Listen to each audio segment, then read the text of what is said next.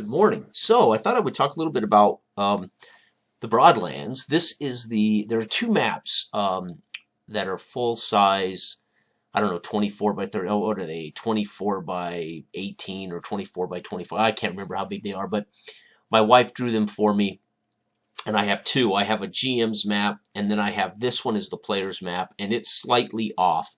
So it would be a representation of what map makers, there can be errors on it. For instance, Harvest Town could be further north, or really good example is where Gondolin is on the map. So there are areas that aren't exactly there. So the players will move with a mini across the map as a hex crawl in whatever direction they want to move, and they may or may not encounter exactly that spot, but obviously it's not completely wrong.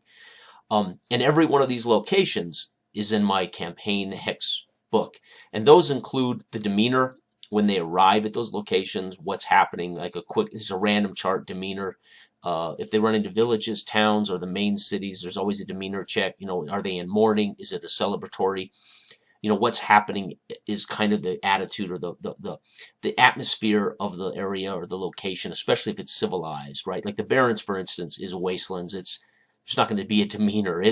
You don't want to be there, right, unless you're headed to the Black Thumb to deal with that, in a way, a tower crawl, so to speak.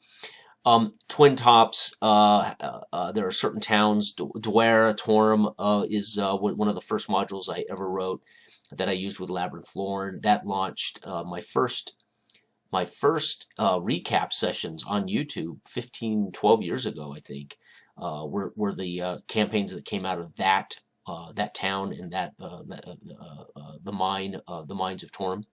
Anyway, and so all these locations are accounted for. The size of the locations, the political structure, the population size, all the things culturally unique.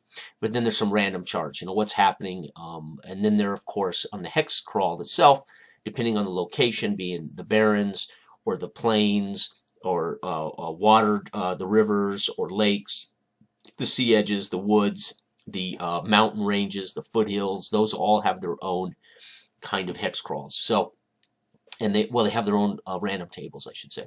So the first thing I'll do for them in session 1, normally I let them start in like a main town. Like they'll start in the Kingdom of Ralnor, or they'll start in Calton. Or maybe Grand Fork or something. But what I'm going to do is I have a ruler. I'm going to lay that ruler out, and we're going to make a random roll on the ruler longitude and latitude, and that's where they're going to start the game, dropped in that hole. So they could end up, if I roll 18 and a 1, they could end up around the Black Thumb, right, which could be very dangerous for them. This is a pretty dangerous area. The hole is very dangerous, the horns. Anyway, or they could end up down in the dark woods. They could end up in this foothills area over here. They could end up on the river. And then from that point, I'll make a couple of random checks for that area. And that'll kind of put them right in media res. Is it day? Are they on the river? If they are, they're in a boat. Why are they on a boat? And we go from there. And then they'll hex crawl from that point. Then they can make a decision, to go to a certain area, do a certain thing. So they're going to kind of start right smack in the middle of a place doing a thing. And so they're not going to get to start with a headquarters, so to speak. Now, that doesn't mean they can't travel to Calton, purchase property, or invest in an inn somewhere. They could come to House. There's all kinds of little villages and towns that will show up randomly. They could end up, paying an inn owner to be a headquarters for their group, and they can adventure from there. But all that stuff will happen. We play to find out. We're going to allow all of that to happen from game. But they will randomly be dropped on their butts somewhere in this world, and then they can go from there. So it'll be fascinating if they end up, right up here in the Twin Tops. What are they doing? I have to roll on the Twin Top chart. What's going on there? Why are they there? It's going to be interesting to see. So I'm excited too to find out where they start this thing and why. Why are they in the Great Ruins? Why are they at the Holy Stones? Or why are they just in the hole over here in the plains? So. But we'll see how it starts, and I think they'll have a good time.